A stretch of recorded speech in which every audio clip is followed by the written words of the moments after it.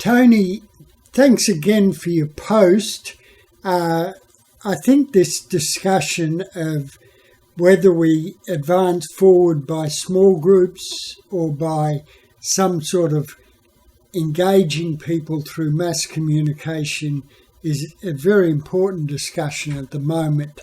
I'm not sure that we're reaching much beyond a small group here in what we're talking about, but the issues I feel are important to be thrashed out, and they're important in the context of this coming plenary council.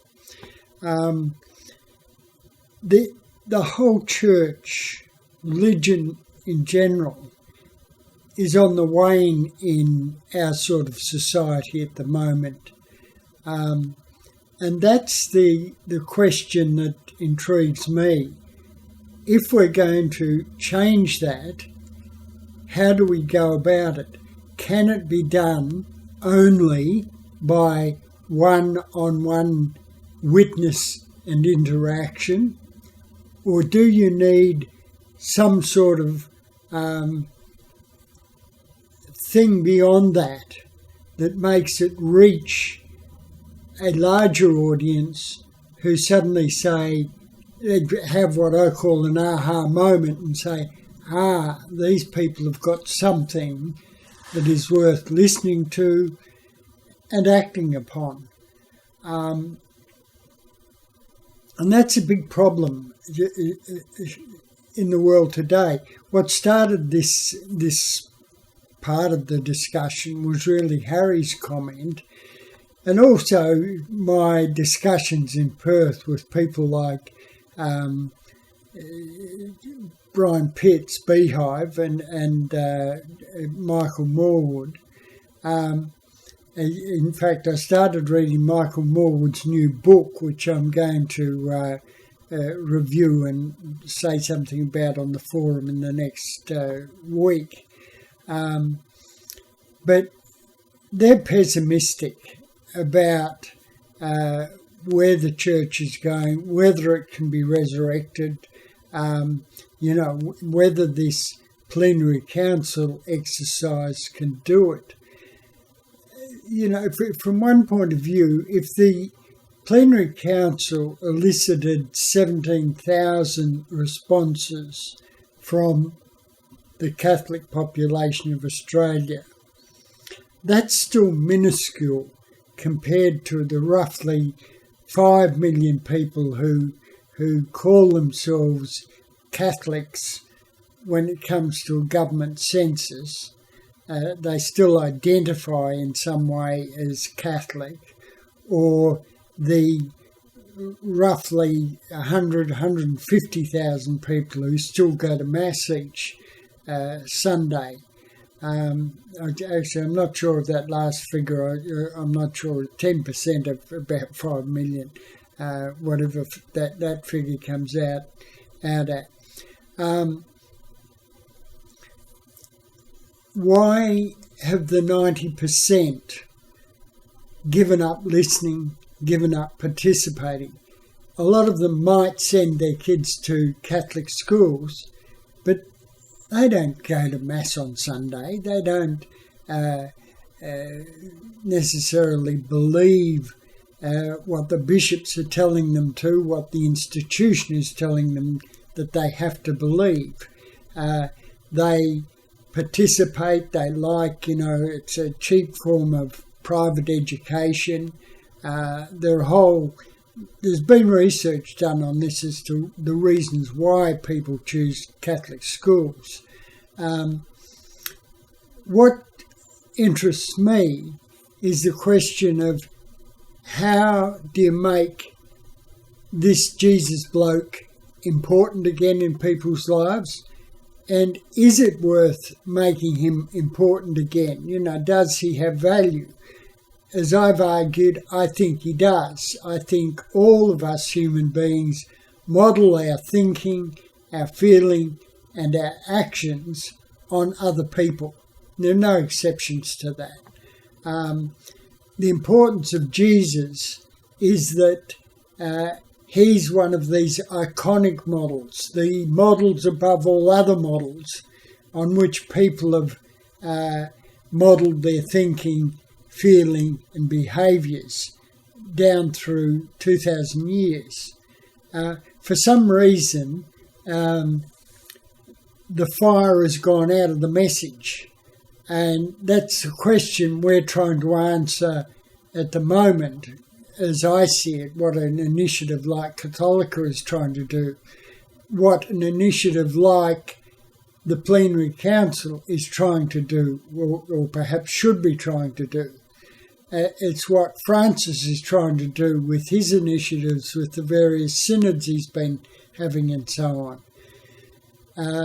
One of the questions that intrigues me is, why has it been failing? You know, what is the core reason as to why it's been failing? You know, when I was born in 1948 and in the 1950s and 60s, you know, 60 to 70% of baptised Catholics rocked up to Mass each Sunday. You know, they participated, they believed the dogma, they believed all the rules, and they believed they would achieve everlasting life on their death. Now, for some reason, that slowly drifted away until only 10% bother to rock up today. Michael Morwood has some very interesting things to say in the introduction to his new book, which I'll say more about in this coming week, as to why they've drifted away. And he comes up with 3 categories of people who are in what he calls the progressive grouping, who still believe Jesus has something to say to the world, and I'll go through that later. I could get sidetracked here talking about what Michael's got to say. But fundamentally, he is agreeing, I think, or saying that they are a small minority. You know, some have disappeared altogether. Some still rock up each Sunday. I think it's probably about half of the 10% who still rock up.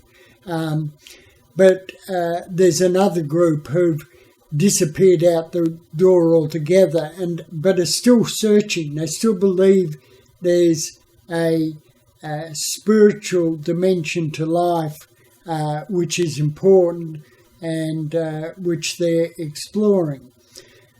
My sense, looking at my own children and their networks and so on, is that even within the millennials and the generations that, our offspring, there's still an appreciation that there's this 4th spiritual dimension of life, which we can only access through the other 3 dimensions, the physical, the intellectual and the emotional. This 4th spiritual dimension is our intuitions. It's our hopes and our aspirations. You know, what do we see as the long-term future for society, for where we end up?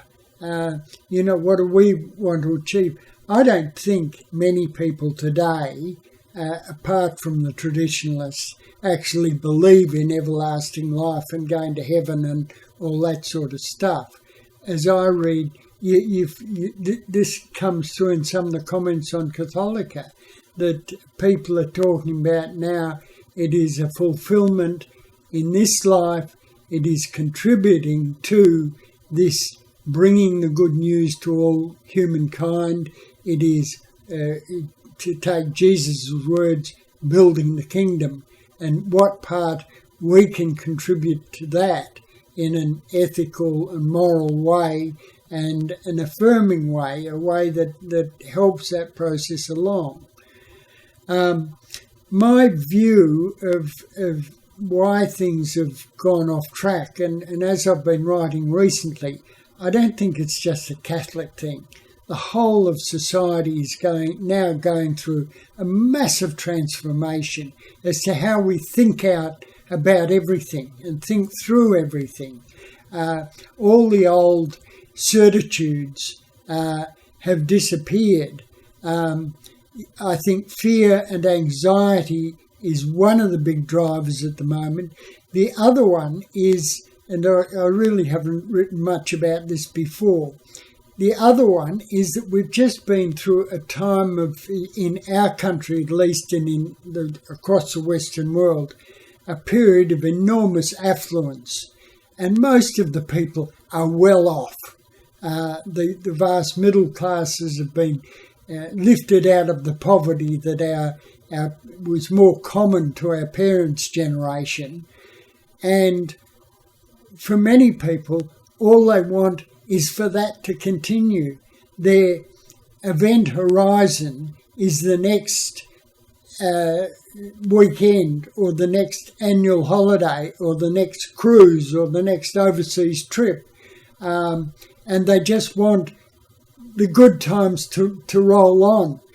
But they also discern at this intuitive level that things ain't as comfortable as they used to be. And they look at climate change, the fires that we're experiencing in Australia at the moment scares the living daylights out of people when they see people's whole lives and assets go up in smoke. Or people living down on the coast in these expensive houses read these reports in the paper of coastal inundation and wonder if their properties are even going to be above the waterline in another 15, 20, 30, 40, 50 years' time. There are so many things that are causing anxiety, but we have this paradox that at the same time they want the good times to continue, for the cruises to be still available, for the overseas trips to be still available in the ways that they weren't available to our forebears. So I think it's important that we find a way. To sum up, I don't think it's going to be achieved simply by being nice to one another and by engaging in one-on-one things, although I agree with what you wrote in this post, that it's a dual thing. That is important. You can't be hypocritical in what you're trying to preach or what you're trying to encourage other people to think about or to engage in a conversation about. You've actually got to live it out, witness to it at the personal level. But at the same time, I think we need to be asking the question, particularly in the light of this coming plenary council, how do you get more of the population engaged in the questions that need to be asked at the moment and responded to at the moment if you're going to turn this huge, great institution around, if you're going to restore morale, if you're going to make it relevant again. I don't think it's necessarily relevant to be getting people coming back to Mass, in their mass numbers again. I think what's critically important is that this person, the Son of God, who was termed the Son of God because he was so deemed to be so important, has relevance in people's lives again. The Mass and the liturgy and the sacraments, all those things were a means to that end, that they weren't the end in themselves. The end in themselves is getting people to have that change in thinking, that metanoia, that change in attitude, in mind, in feelings, and in the way they act that is important. The mechanisms that you use to do that is another question. Michael Morwood's new book is about, it's a whole book of prayers that he believes may work in this new climate where people don't believe in the old prayers and the old forms of liturgy. Anyway, more about that in the coming week. This is an experimental video response because I've been watching train shows on SBS tonight, a very interesting one on the secrets of railways, and then the secrets of the pyramids of ancient Egypt. Good night to you. I've had a wonderful day with the first full day of my new granddaughter up in Brisbane, and I'll post a photo at the end of this video of my older granddaughter, Bella, who's now 9, holding for the first time our newest member of our family, Maya Luna Camino Coyne. Thank you.